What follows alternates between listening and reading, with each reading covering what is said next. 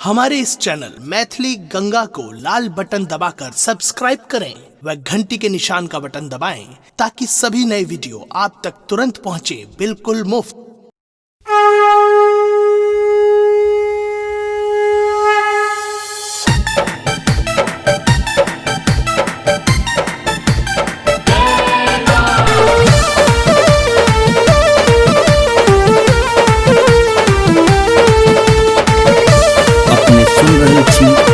Ganga cassette की प्रस्तुति।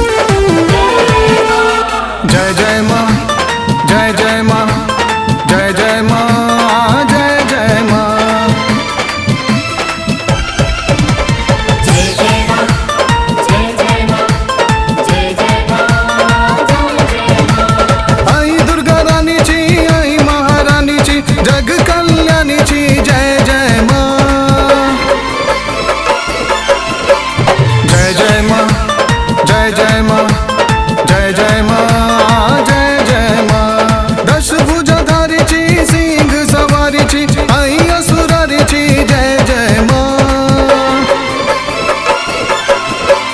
जय जय माँ, जय जय माँ, जय जय माँ, जय जय माँ। जय जय माँ, जय जय माँ, जय जय माँ, जय जय माँ।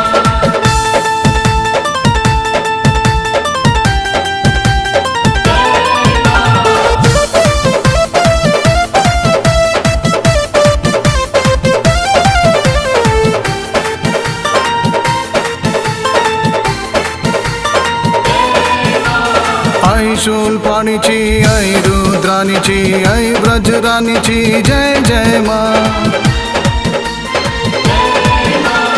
आई शूलपाणी जी, आई रुद्रानी जी, आई ब्रजरानी जी, जय जय माँ। जय जय माँ, जय जय माँ, जय जय माँ, जय जय माँ। आई ब्रह्मानी जी, आई वरदानी जी, आई माता रानी जी, जय जय माँ। जय जय माँ, जय जय माँ, जय जय माँ, जय जय माँ।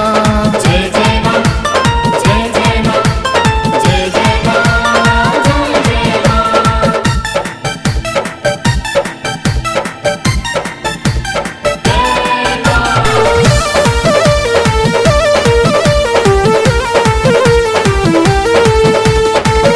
अपने सुन रहे थी गंगा कैसेट की प्रस्तुति। आई भद्रकाली जी, आई खपर वाली जी, आई शेरा वाली जी, जय जय माँ। आई भद्रकाली जी, आई खपर वाली जी, आई शेरा वाली जी, जय जय माँ। जय जय माँ, जय जय माँ, जय जय माँ, जय जय माँ। आई महामाया जी, आई विष्णु माया जी, आई उग्रतारा जी, जय जय माँ। जय जय माँ, जय जय माँ, जय जय माँ, जय जय माँ। जय जय माँ, जय जय माँ, जय जय माँ, जय जय माँ। आई दुर्गा रानी जी, आई महारानी जी, जग कल्याणी जी, जय जय माँ। जय जय माँ, जय जय माँ, जय जय माँ, जय जय माँ। दश भुजाधारी जी, सिंह सवारी जी, आई असुरारी जी, जय जय माँ। जय जय माँ, जय जय माँ,